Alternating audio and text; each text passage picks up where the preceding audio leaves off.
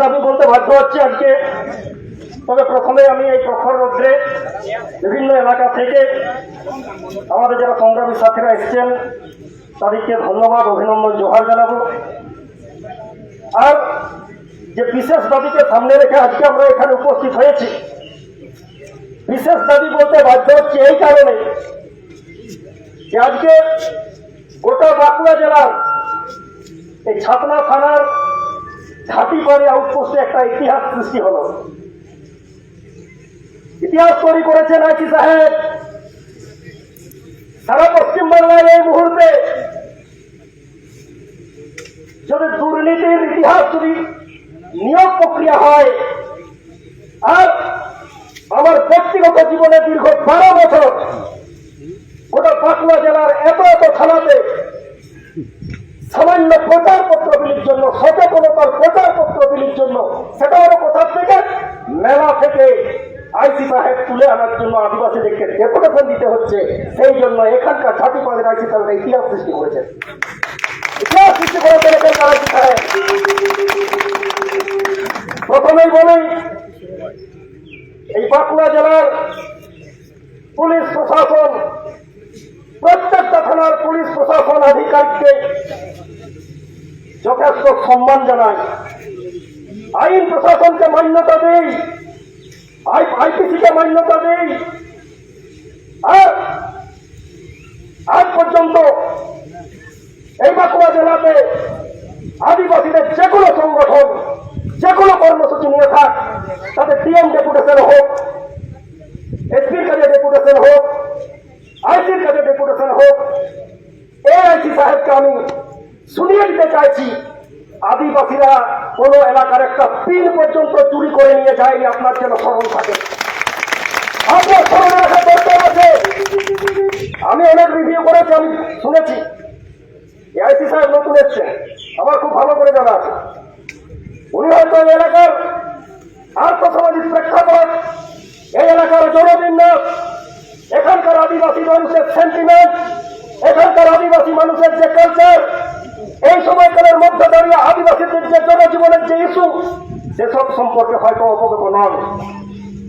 ওনাকে আমি করজোর নিবেদন করে দিয়ে যাব, আগামী দিনে শুধু ঘাটিবাড়ি পুলিশ স্টেশন না, আউটপোস্ট না, যেখানেই যাবেন সেখানকার জনবিন্যাসটা একটু হিসেব করে নেবেন, তারপরে অ্যাকশন নিতে শুরু করবেন।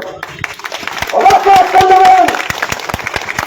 পুলিশ প্রশাসন অ্যাকশন না নিলে কারা অ্যাকশন নেবে?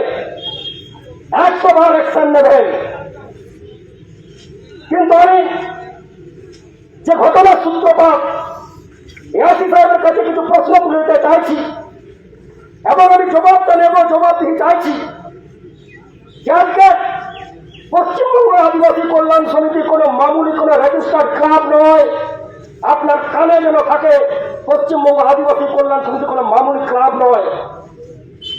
এই ভারতবর্ষের আদিবাসীদের সাংবিধানিক অধিকার এই মুহূর্তে যে সংকটময় পরিস্থিতিটা আছে, আদিবাসীর সাংবিধানিক অধিকারগুলোকে যে সময়কালের মধ্যে দাঁড়িয়ে আজকে শেষ করে দেওয়ার নীল লক্ষ্য শুরু হয়েছে, সেখানে টপ থেকে বটম, আজকে রাষ্ট্র থেকে আজকে রাষ্ট্রের পরিচালক বর্গ প্রত্যেকে যেখানে যুক্ত আছে, সেই রকম একটা স্পর্শকাতর বিষয় নিয়ে পশ্চিমবঙ্গ আদিবাসী কল্যাণ সমিতি বুক চিটিয়ে লড়াই করছে। তাদের পরিচয়টা আপনার জানার দরকার ছিল, তাদের পরিচয়টা জানার আপনার দরকার ছিল।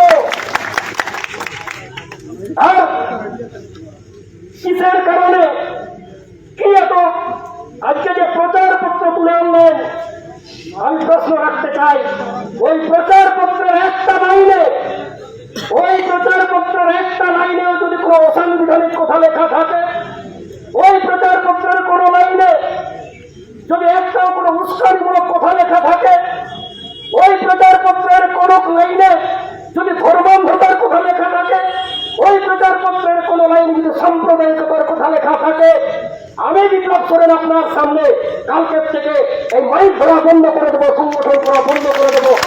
আপনি দেখাবেন, একটু করে আপনার কাছে যাবো। আপনার জ্ঞান গরিমাকে খাটো করার কোন রকমের আমার ইচ্ছা এই অন্তত ভাবেন নেই। তবে আইপিসিটা আমিও জানি, আমরাও জানি, আইপিসিটা আমরাও জানি। আপনি কোন সাহসে, কাদের অঙ্গুলি হেলানে, কিসের কাদের প্ররোচনায় একটা আদিবাসী মানুষরা তার সাংবিধানিক অধিকার রক্ষার্থে সচেতনতা শিবির করেছে। আপনার তো বাহাবা দেওয়া দরকার ছিল মশাই। বাঁকুড়া জেলা পুলিশকে আমি ধন্যবাদ জানাবো। বিভিন্ন সময় ওনারা বলে থাকেন, আরে পুলিশ তো আদিবাসীদের শত্রু নয়, শত্রু হতে পারে না। পুলিশ তো সমাজের বন্ধু, তারা তো সমাজের পাশে, মানুষের পাশে, মানুষের সাথে। আমরাও তো স্বীকার করি। আজকে দীর্ঘ আন্দোলনের জীবন আমি ব্যক্তিগতভাবে দেখেছি। এই পুলিশ প্রশাসন আদিবাসী আন্দোলনের মধ্যমণি হয়ে, আদিবাসী আন্দোলনের মিডিলম্যান হয়ে অনেক সমস্যার সমাধান করেছে। কিন্তু কেন সামান্য একটা বিষয়কে নিয়ে এলাকাতে একটা ইস্যু তুলে দেওয়া হবে? কেন আদিবাসীদেরকে বিভ্রান্ত করা হবে? কেন আদিবাসীদের আঘাত দেওয়া হবে?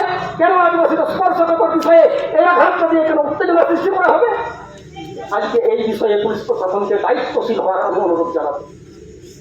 এই ক্ষুদ্র পথসভায় আমি আমার বক্তব্য দীর্ঘায়িত করব না, শুধু এইটুকু বলে যাব, আগামী দিনে নিশ্চিতভাবে এখানকার পুলিশ প্রশাসন বিগত দিনে যে গরিমা নিয়ে এলাকার মানুষের পাশে, মানুষের সাথে থেকে এই আদিবাসী মানুষকে তাদের সমস্যার নিরসনে এগিয়ে এসছে, সেই রকম তাদের সেন্টিমেন্টকে বজায় রেখে তারা কি চায়, এই সময়কালের মধ্যে তার ইস্যুটা কি তা জানার চেষ্টা করুন।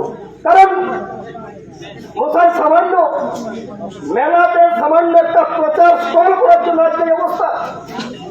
তাহলে এখানকার আদিবাসীদের আপনাদের দরকার নেই তো? আমি আইসি সাহেবের কাছে প্রশ্ন রাখছি, এখানকার আদিবাসীদের দরকার নেই তো? আমার মনে আছে বাঁকুড়া জেলা পুলিশের পক্ষ থেকে তামাক বিরোধী সচেতনতা শিবির হয়। আমার মনে আছে মাদক বিরোধী সচেতনতা শিবির হয়। আমার মনে আছে বাল্য বিবাহ রোধের জন্য সচেতনতা শিবির হয়। আরো মানুষের জনজীবনের বিভিন্ন সমস্যা নিয়ে ওনারা বিভিন্ন সময় এই আদিবাসী মানুষকে নিয়ে তারা সচেতনতা শিবির করেন। আমরা এগিয়ে এসছি, বিভিন্ন আদিবাসী সংগঠন এগিয়ে এসছে। আইসি সাহেব স্বীকার করুন বা না করুন, তার অনেক ইতিহাস আছে এবং পুলিশ প্রশাসন এটা করছে। তাদেরকে কিসের জন্য? যেখানে একটা আদিবাসী সংগঠন তাদের সাংবিধানিক অধিকার রক্ষার্থে সাধারণ মানুষকে বোঝানোর জন্য, সচেতন হওয়ার জন্য একটা মেলাতে প্রচার করছে এবং সেটা নিয়ম নীতি অনুসরণ করে কাদের অঙ্গুলি হেলে, কাদের প্ররোচনায় আজকে এরকম পরিস্থিতি সৃষ্টি হলো, তার জবাবদিহি কিন্তু করতে হবে। আমি আমার বক্তব্য মোটেও দীর্ঘায়িত করবো না, শুধু এইটুকু বলে যাব, বাঁকুড়া জেলার বিভিন্ন এলাকাতে দীর্ঘদিন নয় আন্দোলনের ইতিহাসটা একটু অন্যরকম। এখানকার আইসি সাহেবকে আমি স্মরণ করিয়ে দেব, আপনি অন্তত বাঁকুড়া জেলার প্রত্যেকটা থানা, প্রত্যেকটা আউটপোস্টে একটু খবরাখবর নেবেন যে আদিবাসীরা কেমন আন্দোলন করে, কোন পরিস্থিতিতে কোন আন্দোলনটা দরকার, আদিবাসীরা কোন পরিস্থিতিতে কি চায়। আর আদিবাসীদের যদি আন্দোলনের স্তরটা আপনার জানা থাকে, তাহলে হয়তো এই মাইক্রোফোন ধরে আমরা কথাবার্তা বলতাম না। আন্দোলনের এমন কিছু করবেন না যে মাইক্রোফোনটা ধরে অন্য কিছু ভাবতে হয়। আপনাকে এটুকু বলে গেলাম। আমি আমার বক্তব্য দীর্ঘায়িত করবো না। আমি এখানকার আইসি সাহেব, এখানকার পুলিশ আধিকারিক, এখানকার শুভবুদ্ধি সম্পন্ন গণতন্ত্রপ্রিয় মানুষ এবং আমার সংগ্রামী সাথীরা বিভিন্ন এলাকা থেকে যারা এসছেন, সবাইকে আন্তরিক অভিনন্দন, ধন্যবাদ, অভিনন্দন জোহার জানিয়ে আমি আমার ক্ষুদ্র বক্তব্য শেষ করছি। সবাই